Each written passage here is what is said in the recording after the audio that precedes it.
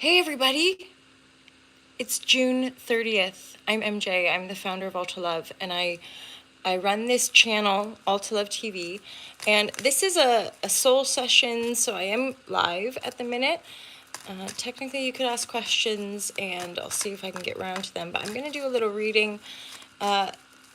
This is a weekly session that I do with my Patreon lovers, and they'll get the live link, and I usually go unlisted.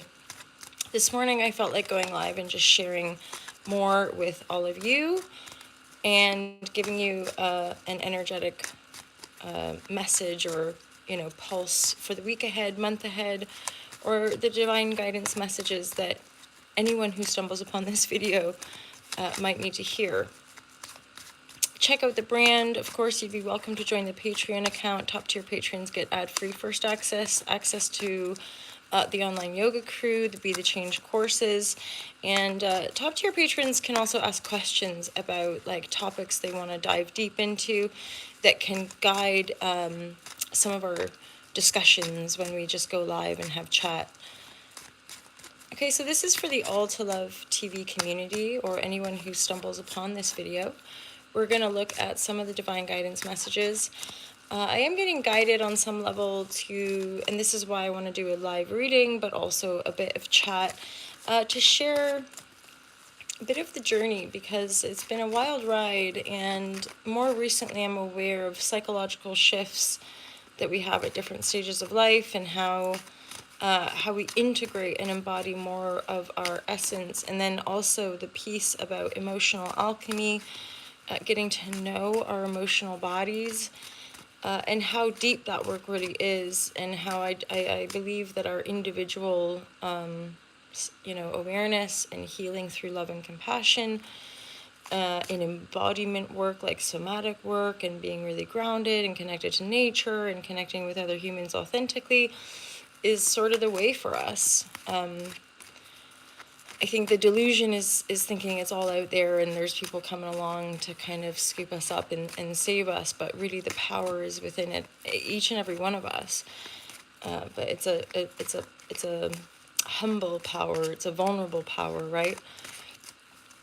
But it's more powerful than manipulation and power via control and force, which of course we see in the world expressed in the old paradigm, right? We see that divide and conquer, blame and attack, and it's truly heartbreaking and painful to witness that destruction. And I think the more we are faced and witness the oppressive nature of a false power, because that's an aspect of our giving that power to the external. So as we empower ourselves through love and connectivity and the true essence of our shared experience on earth, and from the Alta Love perspective, the vision of our ability to share more and have much less division and oppression, and to really heal on a quantum level, so that we can actually make manifest a more beautiful, harmonious planet. Because the planet is perfect, and the planet is beautiful, and the cosmos is beautiful, and in essence we are beautiful as well, and yet we can feel that pain in the human heart. Hello everybody, welcome. Oh, hi my lovers.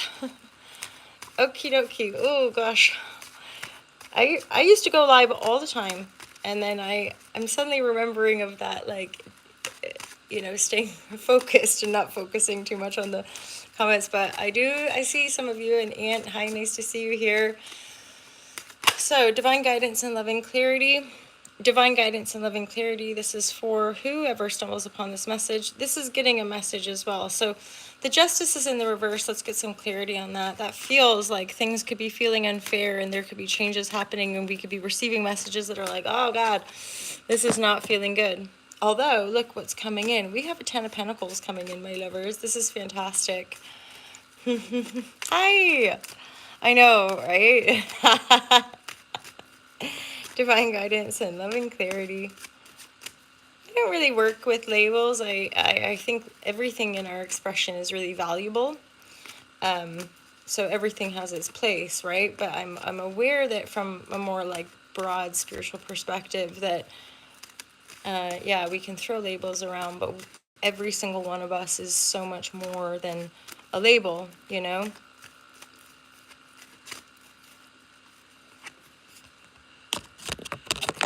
So this is really focusing on Pentacle, focusing on our material world. And the Ten of Pentacles is really abundant, you know, like having everything we need and more, being really, really supported by the people around us. And this is probably something we're manifesting. Okay, more than likely after a phase of injustice or feeling like things are really not necessarily going in our favor. So in the past, some of us might have broken free from codependent relationships, addictions, even because it's so focused on the pentacle, it might be having broken free from work situations or like ways of bringing in money that like was shit, was corrupted, was like as in when we have management or even people within the work environment that just it's kind of low level. And so we accept a new beginning. There's an Ace of Wands, Ace of Swords. So we might have had a shift of perspective recently, and a new beginning, in essence, starting something new, initiating something new based on some messages, or even a sense of receiving clarity about the falsity or the corruption, or again, devil energy would be difficult to withstand once you see it for what it is. And there are likely going to be veils that are lifted, right? Veils that suddenly were like, whoa, I felt off, or I felt like maybe this wasn't right, but now I can see clearly. Or I've received the message I need to receive to know that this situation isn't for me. And the Ace of Wands and the Ace of Swords is us claiming the new beginning. Kind of like what I was saying about empowering ourselves. We can stay in the delusion of fear. We can stay in an energetic like the devil, a temptation, an external illusion that makes us think we're bound to it, rather than having the freedom of expression and choice. And that's an aspect of divinity. That's an aspect of the Christ. The truth shall set you free, is that the choice is within us. The choice to align with love, the choice to align with our own vision is a choice, versus I'm bound. I'm bound to whatever this being dictates because I'm chained to it. Like the idea of addiction. And for some of us, it could be things like alcohol. It could be things, any number of things, right? I think most of us are aware that we are dealing with kind of collective addiction via what I sort of see as a psycho-spiritual wound. As long as we're all in fear and disconnected, those layers of manipulation, distortion usually come out in our experiences, self-betrayal, self-abandonment, and ultimately the way we deny God, or the way that we deny our own light, the way we deny our own power and remain blinded by our own, that's, being enslaved by our own mind. And truly the unlocking, or the kind of accessing greater freedom in the mental realm, is opening the heart, right? Like brain heart coherence, and allowing you to work with your own energy as a point of attraction, rather than always feeling at the whim of the external world, right? Thanks you guys. I appreciate the Hala Shazamness of the Most High. I think I do think it's an interesting perspective around scamming, because obviously maybe a lot of us have been victims of fraud, especially with the internet now, and legit, like people just hacking into accounts and taking money. And I'm sure a lot of us have experienced that.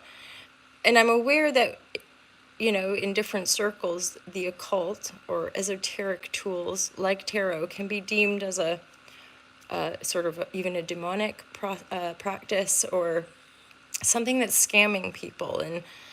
And I think when we're people that live in our integrity or try to live by a sort of principle of our own personal truth to do good by each other, right? That just, it kind of doesn't come into it, because we're not forcing, I'm not here like forcing people to listen to my content. I'm not, I'm sharing via the YouTube channel and social medias that we're over here creating content and creating products that are in alignment with the brand, and of course myself, because I'm behind the brand. But certainly from a loving perspective, there's no desire to swindle people, scam people, or part of the reason I use tarot is to use the full spectrum of life experience. That's, the tarot is based on the hero's journey. So the tarot is just a sort of energetic signature via the cards that can represent and reflect different aspects of the human experience. And as an intuitive reader, the way I simply understand it is like the intuition is connected to the quantum field.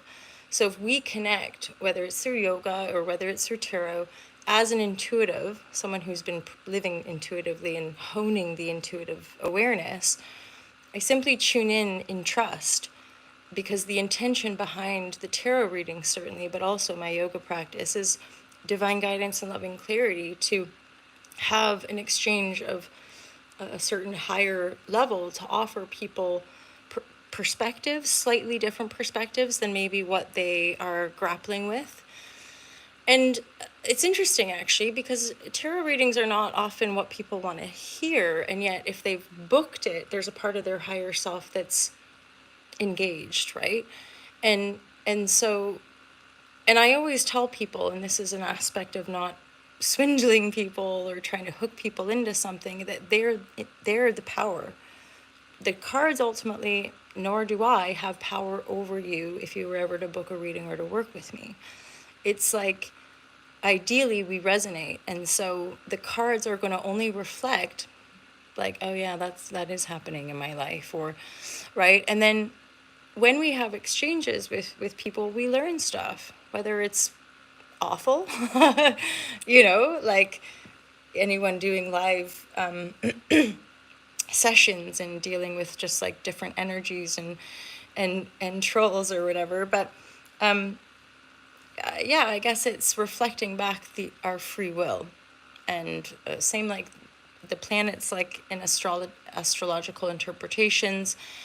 Yeah, none of it really can dictate to us our own free will. That's up to us, and that's always something I've found really interesting, is like interesting internet noodlings of like yeah, where people are coming from, and where they're sitting within themselves,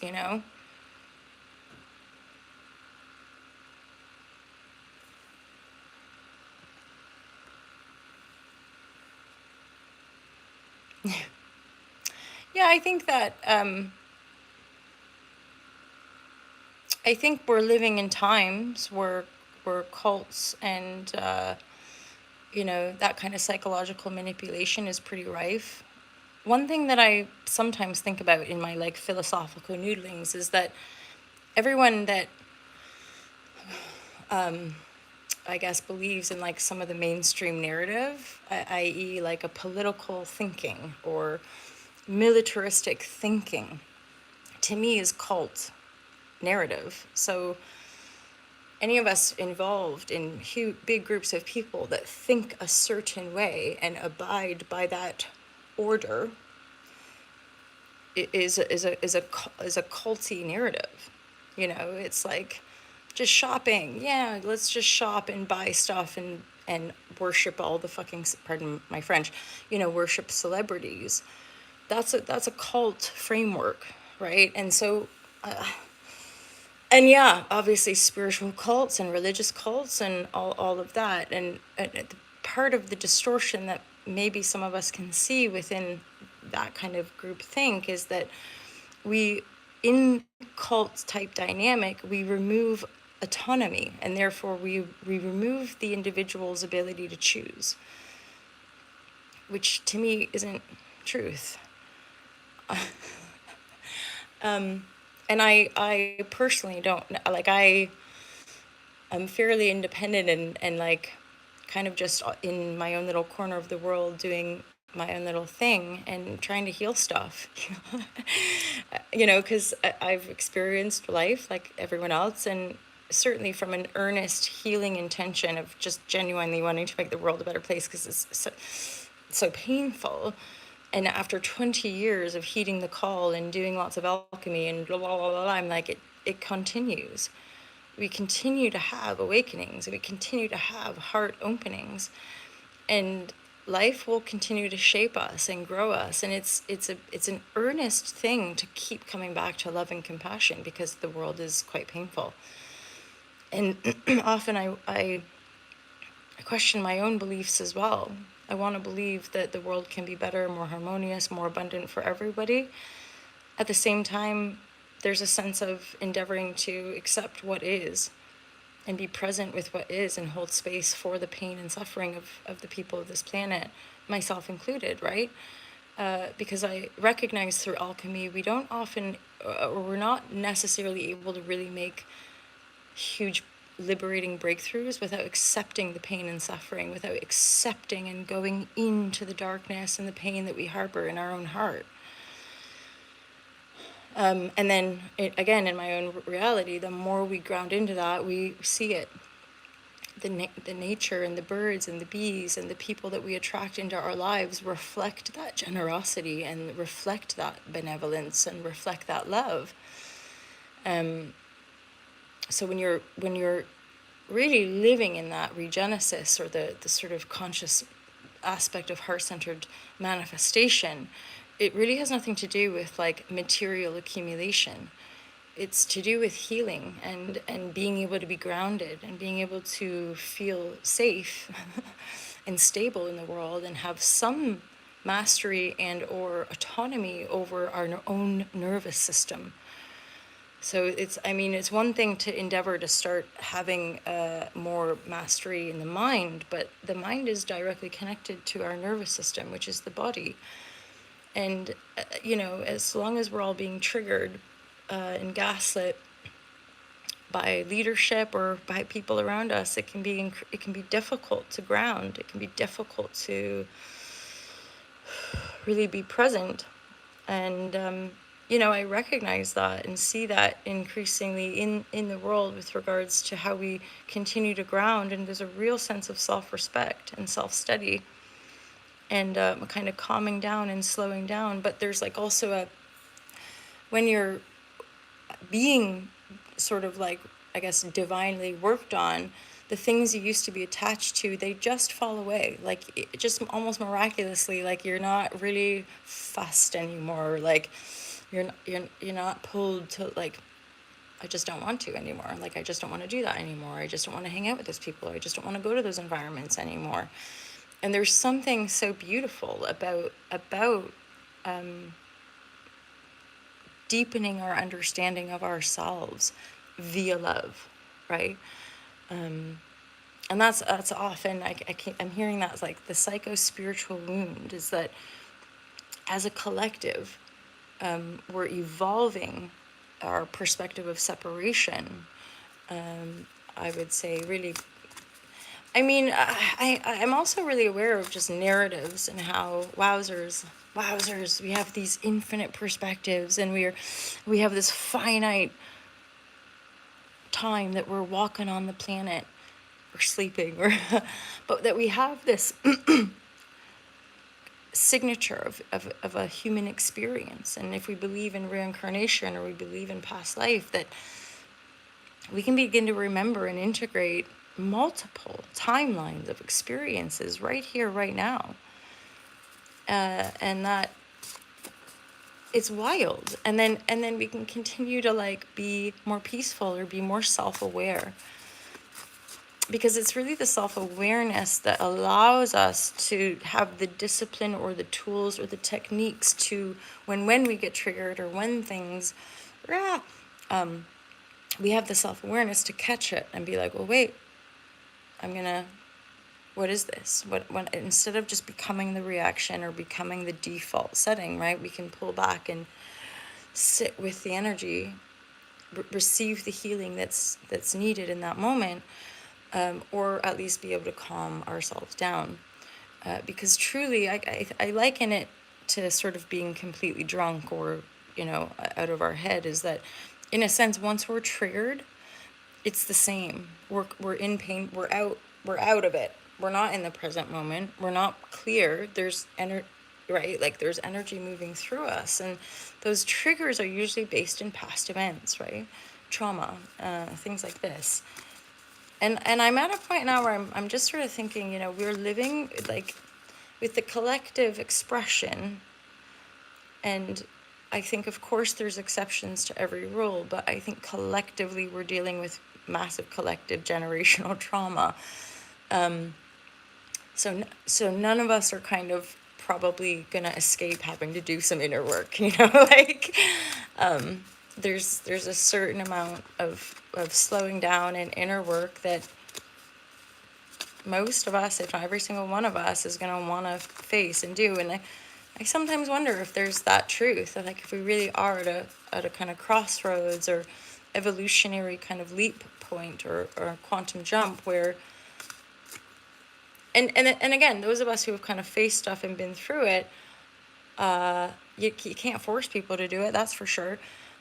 And yet maybe there's just that divinity that's going to kind of, because when I speak about this stuff too, it's not like, for me 20 odd years ago, it's not like I was in conscious control of my awakenings, and it's not like I knew at the time that they were awakenings. It's only 15 or whatever years later that I could look back and be like, holy mom, those dreams, those series of experiences really led me to this point with insight, a compassionate insight, right? With again, just wanting to make the world a better place. You feel me? Hey, look at my Rochelle. What am I supposed to do, Miss Rochelle? There was a time. Oh yeah, look at that. So I've got a Love Supreme. When I was doing, Rochelle used to be as well. I'm not sure why, but oh no, look. 3 kittens. Oh, Rochelle. Oh, Rochelle, my lover, you've had quite a go with your kitties. Well, I got my cat, but I have to bury birds and little mice sometimes as well. They're quite the little hunters, aren't they? There is. And this is lovingly holding space. Like, loss is painful. And then I think in the here now, that's also, in essence, quite beautiful, is to feel the hurt. Because that shows how much we love. Like, love leads us to wanting to resolve conflict diplomatically.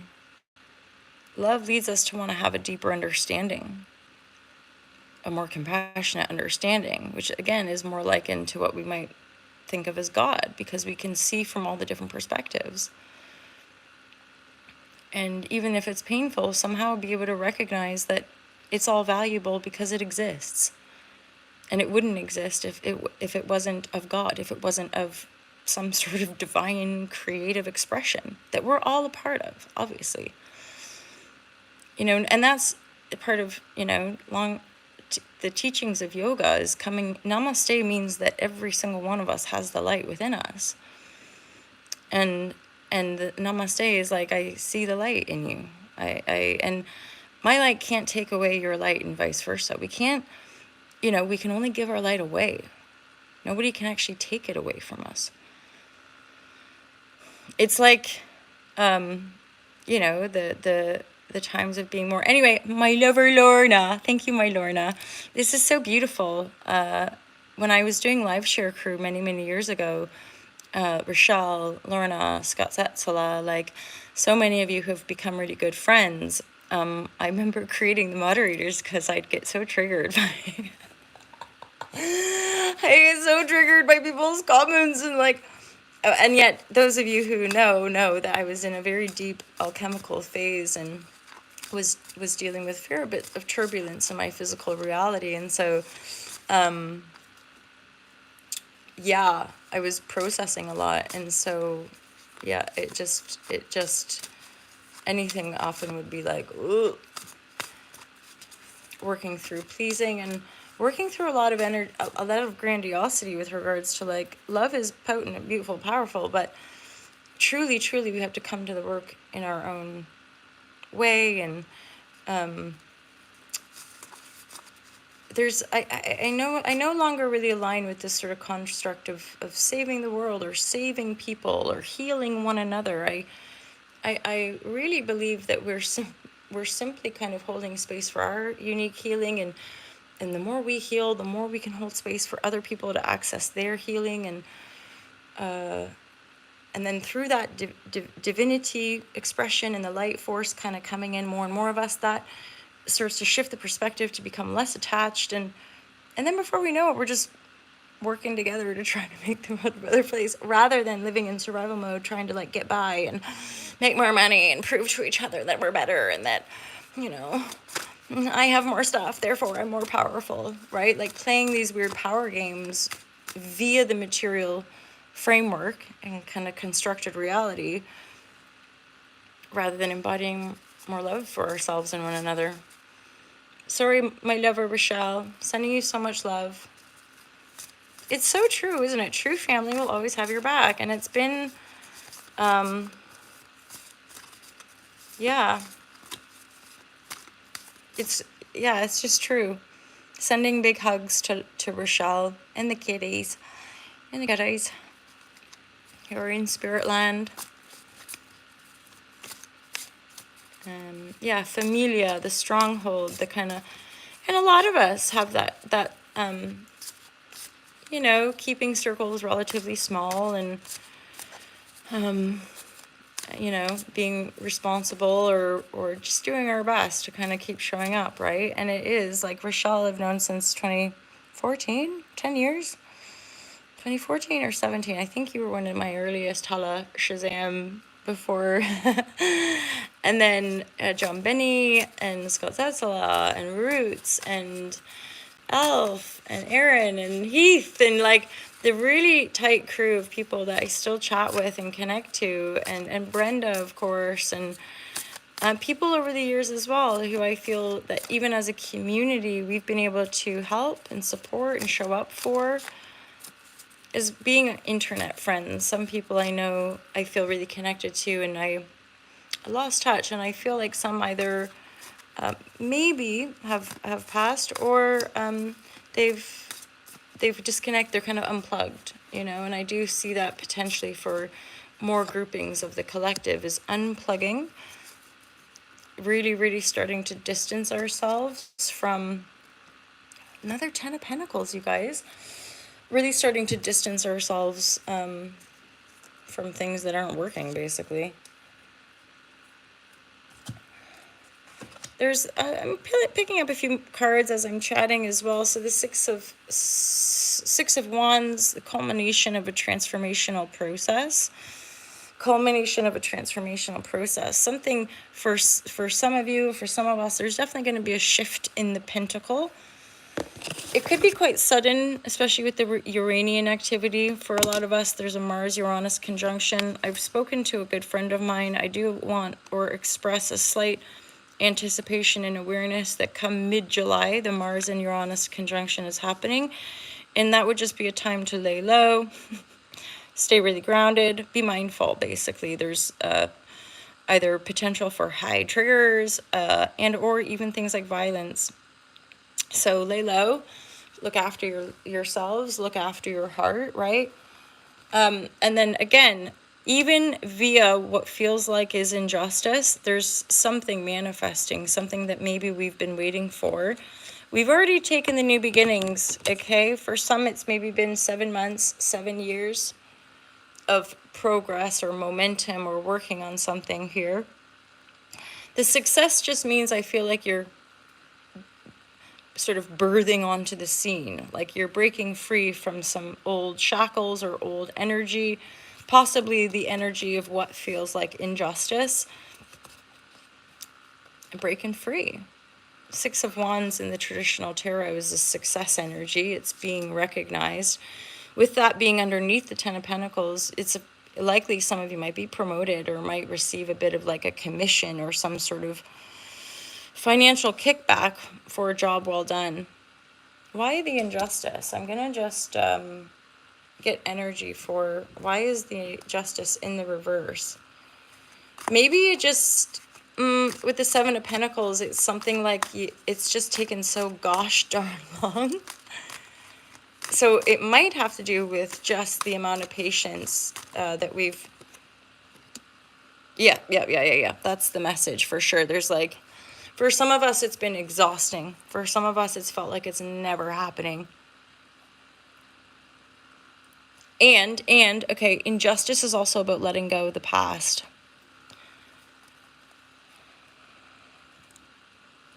Oh yeah, baby. Soup. Ten of Birds. So this is really leading. We've got to break free. No, we've got to lay it down, basically. There's something, people talk about the Akashic records, right? There's something also within the human condition and how we get attached to things. There's something about really accessing the infinite and having a sense of understanding that nothing is ever lost in truth. No experience is ever completely lost. It's all contained within the Akash sense. It's like, think of a hard, what's those things? Those hard thing. I'm so technical. Hard drives. Those little black boxes that can save everything. Save all of our files. So to me, and that's been, again, part of my own awareness and part of why in spiritual circles we can detach completely or like renounce materiality, because the essence of eternal existence is kind of always like, as in that thing always existed whether I have it or not, and so I don't need to have it. And yet we can get to different points and we can have different aspects of a soul's life path, which is totally about materiality. Clearly there's people that are having very, very abundant material experiences, and that's written in the stars for them. With regards to happiness and joy and well-being, it's, to me, quite true that for most of us, I think we can agree, we don't actually need that much. And from a loving perspective, my biggest vision of hope is that every single human has access to clean water, fresh air, nature, shelter, education, community. What am I missing? Good food, organic food, and we learn about love and self-awareness, that we learn how to look after our bodies and how to listen to our bodies. Maybe even that we learn about psychic abilities and intuitive abilities, and that it's all embraced, and that the modern medical industry embraces energetic healing and vice versa. It's like that idea of not throwing the baby out with the bathwater, of like taking every useful bit that we've ever learned with us and sort of like digging in from within self to let go of this painful past that we're continuing to work through. Because it is multi-generational. That's part of the kind of head trip, is that it's not necessarily obvious. It's more subtle. It's working in the heart field. It's working in the quantum field. It's working with energy rather than form. So we're kind of backtracking to try to resolve the painful forms, expressions that have traumatized our species to the point that it's like, yeah, we're all fractured and mind fucked, basically. And even our bodies are being sort of, just through poor food choices and corporate corruption, people's access to good food and proper food is compromised, and so people's health and well-being is compromised, and all these multi-layers. And I, with lots of thinking and lots of perspective, I still think it comes down to each individual endeavoring the heart and trusting, because I've not experienced anything else. As in, I've not figured out that, like, this is how you do it, and then that's how you do it, and you're going to do it by doing what I told you to do. And because I can't, because at this stage of life as well, I'm aware that, oh wow, I have to relinquish more control. Because there's an idea, I think, that the ego likes the idea of manifestation because it makes us think that we're in control. But there's discernment around that, because from a spiritual perspective or a heart center perspective, I'm not in control of other people. I'm not in control of this world. The only thing that I have the potential to master is my own perspective, my own beingness, my own seeing through this lens. And of course, that's what's required of inner alchemy, is that we're not fixated on the external and proving ourselves in the external world. We're intrigued by the inner landscape of why I'm here, and why am I seeing what I'm seeing, and why am I going. For example, the last few years has been an extraordinary lesson in karma. Because karma is really just who we are and what we think we need to do, and then what we do, and then the lessons we learn by doing what we do, and facing the shadow, the stuff that we don't like, experiencing painful things via other people. I know it's harsh, you guys, but like on some level, we invite it. I can barely say it to my own self, because maybe it's too close, but we will invite and attract the people that are often going to teach us the hardest lessons. But the hardest lessons are just anchored usually in denied aspects of self. Inner child, right? Childhood experiences, past life experiences, whatever it might be. It's all repeating itself until we move through the gate, until we or move through the gate, the fire. The flame within your heart. Because the physical representation of inner alchemy to me is like Gandalf falling to the depths of hell and fighting his biggest, scariest demonic demon. But then after he conquered his own shadow, he rose into Gandalf the White. It makes me, right? So when we face our shadow, it's like, but in that alchemy of going within and facing the repressed emotional pain, once it releases from us, we're lighter. We're we're crazier. We're a little bit more authentic. We're a little bit more in the moment, because we're no longer running away unconsciously from the denied pain, whether it's our own, and it likely is an aspect of our own, but also the pain of our ancestors, which, because of the militaristic affairs that are happening right here, right now, we can see the collective repeating these patterns, which are still anchored in the denial of our unique essence and power, and also the unity of that one power. It's like the law of one kind of thing, although I don't know enough about it to really go into much detail, but dang it, I have moved around so much, and there are things, because I've been so detached with the material, there are things over time that I've kind of lost. And I did have the whole series of the Law of One, or Teachings of Ra. It's the Law of One, right? And there's like 4 or 5 books, maybe 6, maybe 7. Okie doke. So did I show you this, my lovers? I love this card. It's my favorite card in the Osho deck. Scott Setzela, one of my besties, he has this tattooed, oh, shittles. Is it on a shoulder? I feel like it's there, but then I'm like, no, that's the Ulta Love. Was it on the arm? Oh, I'm gonna need some clarity on that, Scott. Anyway, badass. Divine guidance and loving clarity for my love of Supreme. Here's the thing, for those of you who are new here, one thing I'll let you know is that this is all for fun. As far as like, one of my own inner practices is try to not take it all too seriously, even though you want to feel all the pain and shame and you can move through it. There's still a lightness in perceiving through love.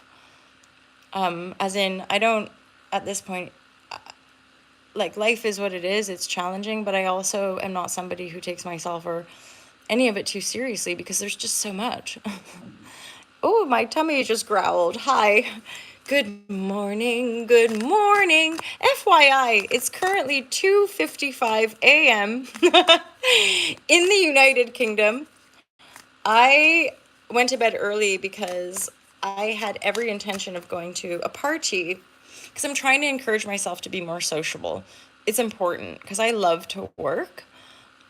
I can just spend my days like working and resting and chilling out and maybe go for coffee, like maybe socialize one-on-one with peeps. But like parties and socializing, it's taken me some time to like get back into that. Anyway, so I was invited to a party and I decided, well, I'm tired, so I'm going to have a nap. I went and had a nap at like 7 in the night time, 7 p.m., thinking I'll wake up. I could have set my alarm. I didn't, though. So I didn't set my alarm, and I went to bed at like 7. And then I woke up at 1:30, and I was like, well, I could go to the party. Because, you know, it's one of those, like, I'm sure it's going on now. But here's me. Look at me in my default setting. Instead of going to the party, I decided to go live on the internet and do some work on my computer for all to love. It's the gift to myself.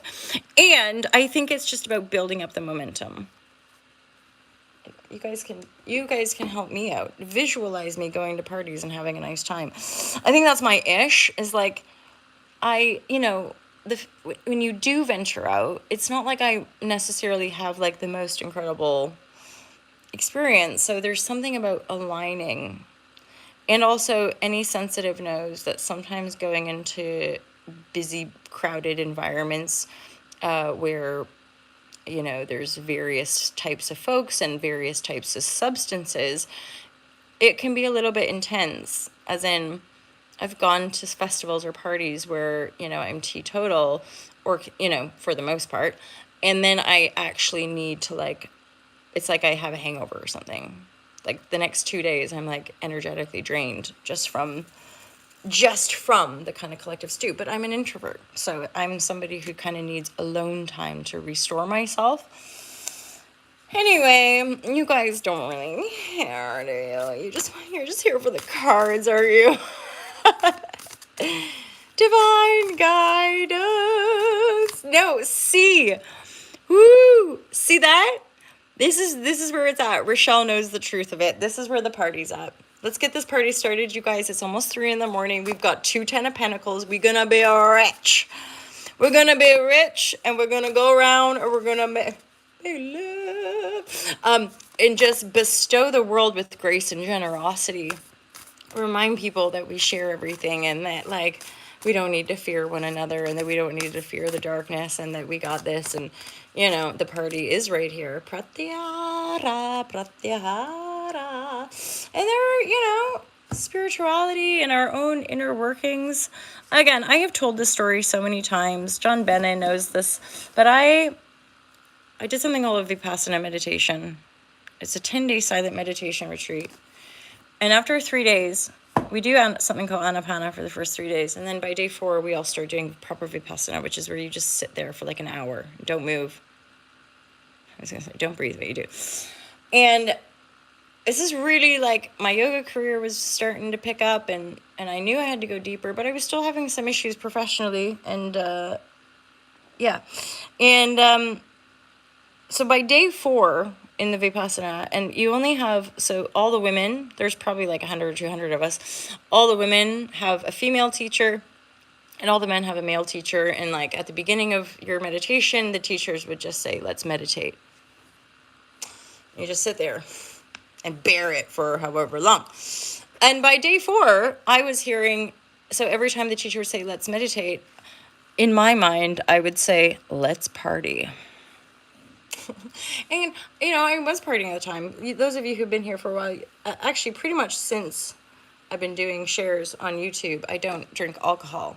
Mainly because it just, Just, oh my gosh. But you also know, I've had an ayahuasca experience. I do think medicinal herbs like the marijuana and the mushrooms, and again, discernment, my lovers, even things like tobacco and caffeine, like we all have different constitutions. I think with regards to our technology and caffeine and some of the herbal medicines that we have to use, everything with discernment. If we're going to say that pharmaceuticals are okay collectively, then I don't understand why the natural substances that grow around us wouldn't be okay either. And yet, the deeper expression of authenticity is that I too am aware that I have addictions, and there's something about finding authentic connection and joyful expression to relieve ourselves from the addictions that bind us. And because I've felt freedom from an alcohol addiction, I'm aware that every addiction for me is going to be a unique process, because it's a relationship at the end of the day. Anyone who is an addict understands that there's a unique soulful relationship with any kind of addiction you have. And so there is an essence for me, simply to understand it, basically master it. Don't try to push it away. Master self, including addiction as an acceptance of the totality of self. And then it's my sense of it that as we integrate and totally accept it and totally accept and love that relationship for what it served, we begin to integrate it, and then that integration also becomes the expression of new things that eventually take over, to the point where you just don't have the will. So the pull into that shadow doesn't pull you in anymore. I believe this pratyahara is an aspect of yogic philosophy, traditions, and teachings. It's one of the limbs. So we're going to look at the teachings here, because I feel like pratyahara for some of us could help with addiction. So let's look.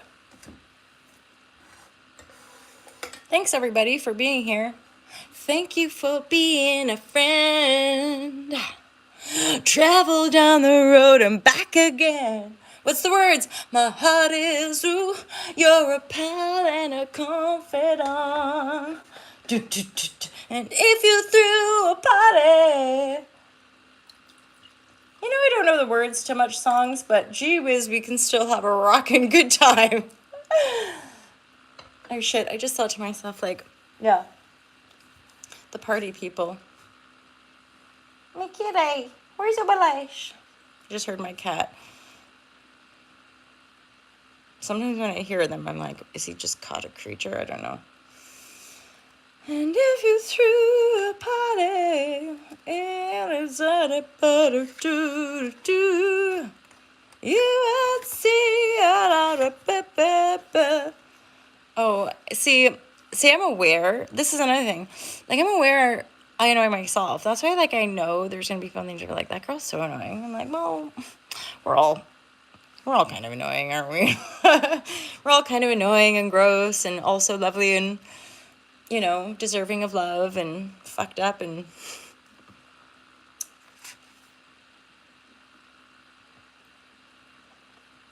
Pratyahara. So it's the limb that comes after the pranayama, which is all deepening aspects of self-awareness and silence, essentially, your transcendental awareness.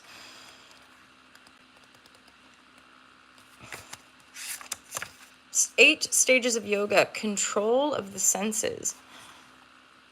Was this not about addiction? Holla Shazam.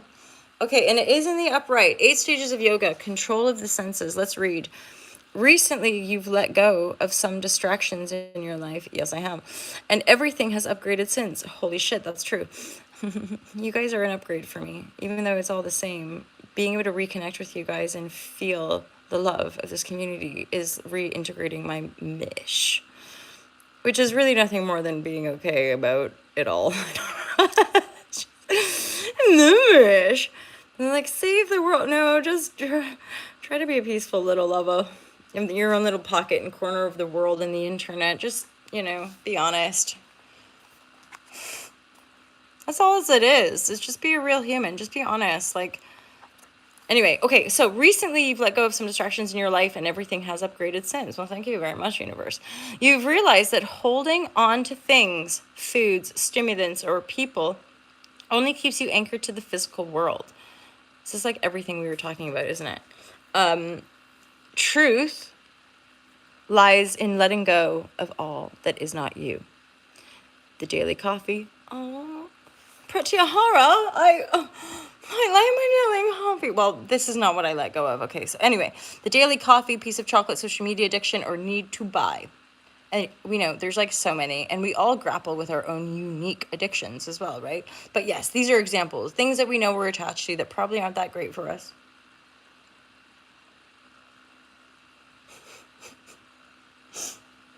Anyway, this is me holding on to my addiction. La, la, la, la, la. Those were once such a part of your identity, but have now diminished. It's true. This is the time to go deeper into pratyahara and let go of any attachments, even those that are less obvious. Those would be like, I would say, mental and emotional addiction. Boy, oh boy, I'm very aware of that too. That's another probably theme I could talk about, was as you're coming to the end of a kind of shadow work phase, it's going to get really, really, really, really, really fucking intense, to the point that you're going to have to like rewire your brain from even healing the shadow work. Like, as in, you have to remind yourself that you're not in that anymore, but your brain could be a little bit addictive to the intensity and the emotional depth. And then you're like, oh yeah, I'm actually not in this pain anymore, but wow, that is beautiful. Okay, let it go now. I talk about that in the Fearless Life Guide, that there's like discernment around like how long do we feel the feels. Well, from the emotional storm perspective, like what I write about, it is divine. Like the body will do, if you can be present and have the space and the time, body will just move through it, and you'll feel the calm after the storm. The melody will, your memories, and then it will just fade. It will just start to dissipate. And then you're like, whoa. Just like our environment after a storm, people talk about like the calm, even before, but the calm after the storm. There's like a serenity in the air. There's something really clear skies after the storm.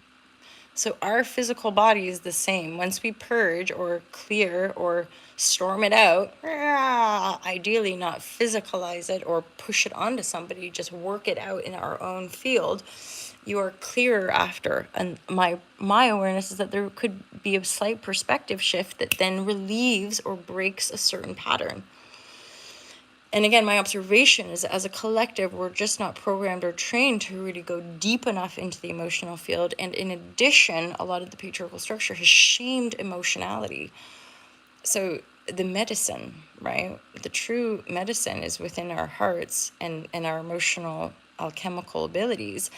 But of course, there's medicine everywhere. But, there's a real depth to that wisdom that's sort of been shunned and denied and propagated as like witchy and evil and all that holla, and then now everyone's like, oh fuck it, we actually need that stuff. It's not witchy, it's actually it's part of the human race, like we all have that ability. Anywho,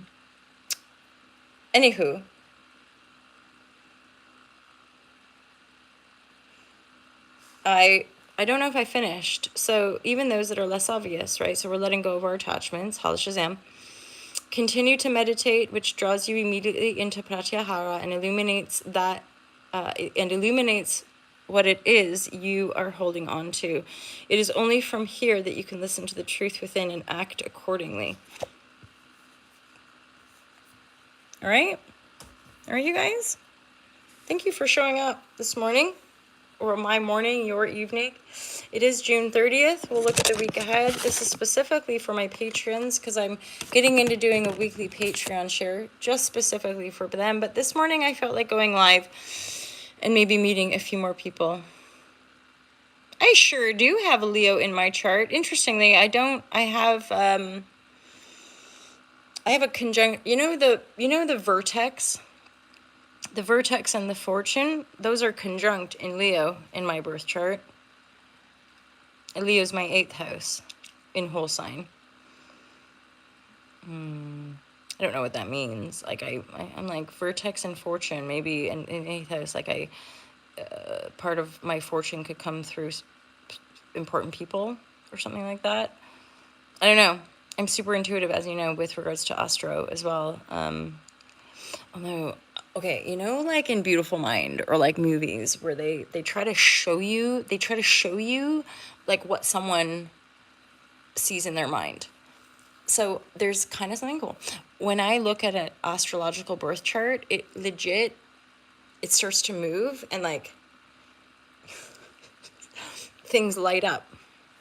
As in, yeah, like there's like, it's like this intuitive, multi-layered vision that starts to come through the inner eye. And then I'm like getting like intuitive hits about what certain constellations or, yeah, like certain aspects and things mean. So it's really, there's a thing on my phone, but it's making me look like I've got a spot. But then every time I move now, it's not a spot on my face. It's a spot on my phone. You guys, I'm gonna wind her down now. Oh.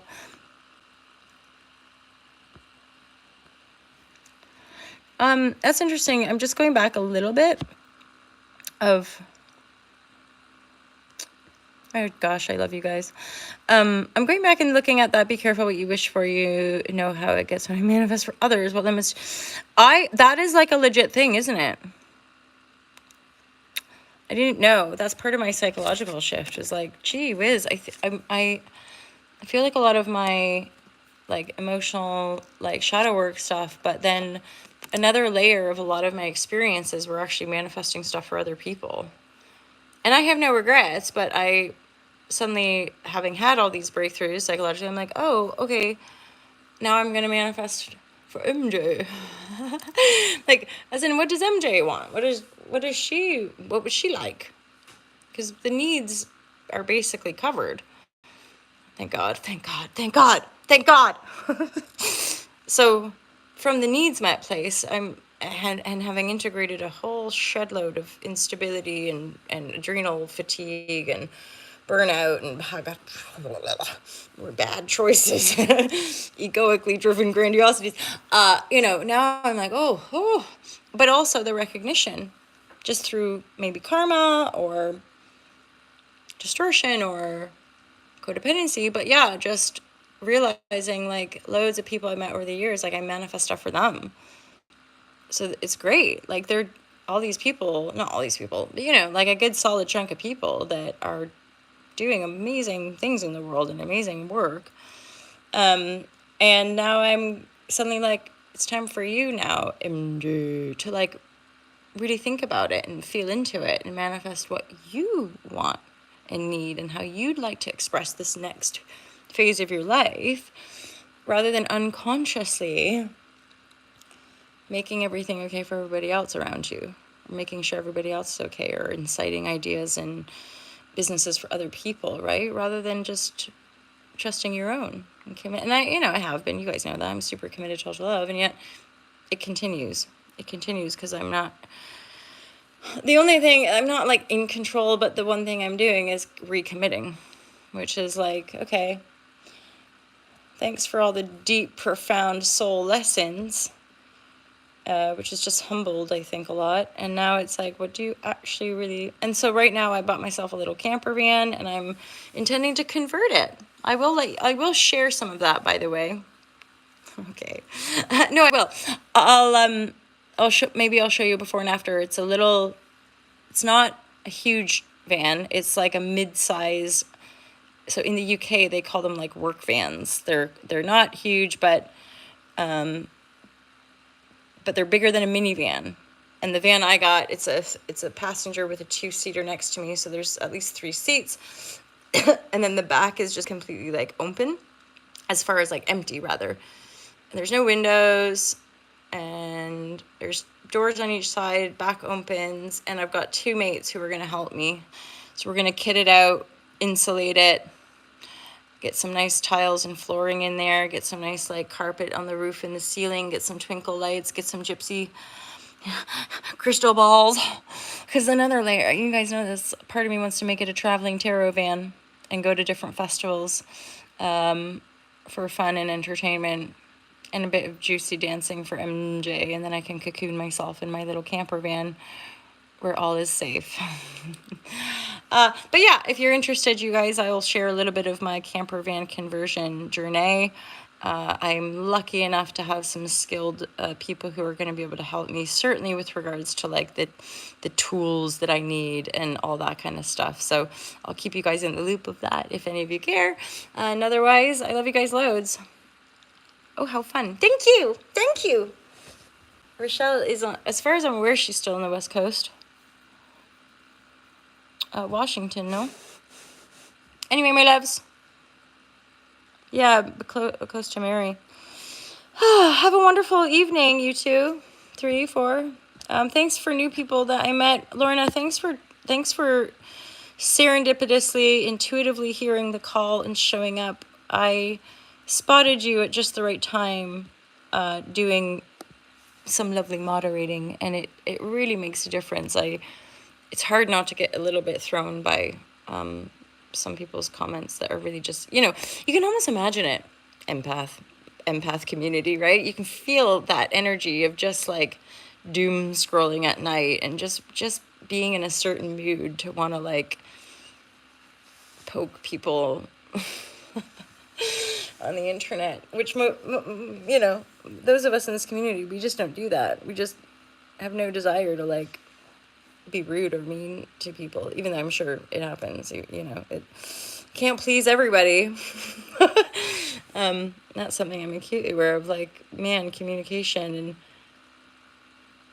I don't know if you've ever like communicated something and then ages down the line you find out from the person like that wasn't agreeable to them, or you didn't do it properly, and you're like, wow, interesting. Surely certain things need to be communicated, because otherwise we don't know. How can we be on the same page if we've not communicated where we're at? Anyway, total ramble. My hips are sore. I need to stretch more right now. Not like in general. I stretch more than enough, actually. But I'm just going to leave you with this. And all the abundance and love and rainbow color and divine grace that every single one of us can embody and shine out for everybody in the whole world. I love you guys. Oops. I miss the rambles. I think that's why I felt a desire to go live. And I want to make sure I'm sharing, obviously, this link with the Patreon specifically, but then occasionally actually do a live share, because there is a different energetic exchange. Even having you guys as moderators and having the strangers appear here, there is, it's just a different, as in when I'm just sharing for my Patreons, it's a very kind of exclusive and held space. And this is a little bit different. You guys should connect. It would be fun. Be still able to connect. Remember, like, live share crew? I'm like, I'm going to keep on that as far as, like, I have a potential trip happening. Oh, potential. I'm like, it's likely going to happen. It's happening in the fall, maybe September, October, possibly as late as November. I'm not sure exactly yet, but I'm definitely going to come and visit some of you guys. So I might not be able to make it to the West Coast on this trip, but we'll map it out anyway, because if there's an opportunity for us all to connect somewhere, I'm aiming for Maine, but if there's somewhere even in and around Maine or whatever that we could all connect, that would be so juicy. But I know a lot of you guys are on the West Coast or Midwest kind of thing, so we might have to map out a few different explorations, right? Anyway, love you. Oh, you guys. You guys are the best. Lovely Lorna. I'm thinking of Radical Rochelle. My lover. You guys have a wonderful evening. I hope you all get some really good sleep. Totally near Mary, right?